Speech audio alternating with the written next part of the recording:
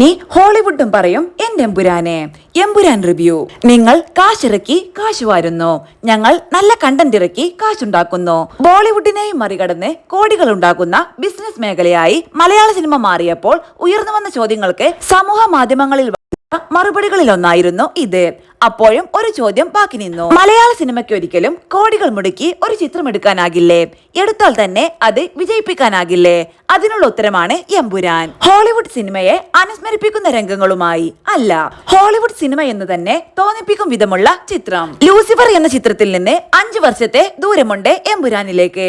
ആ 5 വർഷത്തെ പൃഥ്വിരാജ് സുകുമാരന്റെ പരിശ്രമം എമ്പുരാന്റെ ഓരോ ഫ്രെയിമിലും കാണാം. ആ ഫ്രെയിമിൽ കൂടി മലയാളത്തിന്റെ താരരാജാവിനെ അവതരിപ്പിച്ചപ്പോൾ അതിനോട് മികച്ച ഒരു നിര കഥാപാത്രങ്ങളെ കൂടി ചേർത്ത് നിർത്തിയപ്പോൾ എമ്പുരാൻ മികവോടെ തന്നെ വരവറിയിച്ചിരിക്കുന്നു. ഇനി നമുക്കും തലയുയർത്തി പറയാം, ഞങ്ങൾക്കും അറിയാം സിനിമയിൽ കാശിറക്കി കാശുവാരാൻ. ലൂസിഫർ അവസാനിച്ചിടത്തു നിന്നല്ല എമ്പുരാന്റെ വരവ്. കഥ തുടങ്ങുന്നത് ഉത്തരേന്ത്യയിൽ നിന്നാണ്. കൃത്യമായി പറഞ്ഞാൽ ഗുജറാത്തിലെ ഗോത്ര കലാപത്തിന്റെ ഓർമ്മപ്പെടുത്തലുകളുള്ള ഫ്രെയിമുകളിലൂടെ കലാപത്തിന്റെ തീച്ചൂടിൽ നിന്ന് ജീവന്റെ തുരുത്ത് തേടി യാത്ര ചെയ്യുന്നവർ. രാത്രിയിൽ അവർക്കൊരു സുരക്ഷിത താവളമൊരുങ്ങുന്നു.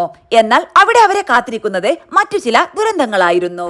ആ ദുരന്ത കാഴ്ചകളിൽ നിന്ന് നമ്മൾ നെടുമ്പള്ളിയിലേക്ക് യാത്ര ചെയ്യുകയാണ്, കേരളത്തിലേക്ക്. അവിടെയെല്ലാം മാറി മറിഞ്ഞിരിക്കുന്നു. സ്റ്റീഫൻ നെടുമ്പള്ളിയുടെ സാന്നിധ്യമില്ലാത്ത കേരളം. പാർട്ടിയെയും കേരളത്തെയും ജതിൻ രാംദാസിനെ ഏൽപ്പിച്ച് സ്റ്റീഫൻ പോയിട്ട് 5 വർഷമായിരിക്കുന്നു. അപ്പോഴും പക്ഷെ ഗോവർദ്ധൻ തിരക്കിലാണ്. അയാൾ ഇപ്പോഴും ലൂസിഫറെ തേടിക്കൊണ്ടിരിക്കുകയാണ്. എന്തിനു വേണ്ടിയാണത്? അതിനുള്ള ഉത്തരമാണ് പ്രേക്ഷകന് എമ്പുരാൻ സമ്മാനിക്കുന്നത്. ബ്ലോക്ക് ഹോക്ക് ഹെലികോപ്റ്ററുകളും കോടികൾ ഇറങ്ങുന്ന ചാർട്ടേഡ് വിമാനങ്ങളും പാറിപ്പറക്കുകയാണ് ചിത്രത്തിലാകെ.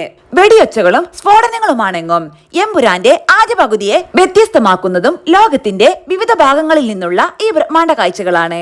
ഇത്രയേറെ ലൊക്കേഷനുകളിൽ ഷൂട്ട് ചെയ്ത ഒരു മലയാള ചിത്രം ഇതിനു മുൻപേ ഉണ്ടായിട്ടില്ല.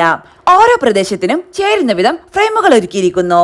സുജിത് വാസുദേവ് ഛായാഗ്രാഹകൻ ഏറ്റവും വെല്ലുവിളി നേരിടുന്ന നിമിഷങ്ങളാണ് ചിത്രത്തിലാകെ. വികാര നിർഭരമായ രംഗങ്ങളിലെ ക്ലോസപ്പ് സൂക്ഷ്മത മുതൽ യുദ്ധരംഗങ്ങളിലെ വിശാലത വരെ സാധ്യമാക്കേണ്ടി വന്നു അദ്ദേഹത്തിന്. തനതു കാഴ്ചകൾക്കൊപ്പം CGI കൂടി ചേരുമ്പോൾ എമ്പുരാൻ ഒരു വിസ്മയമായി മാറുന്നു.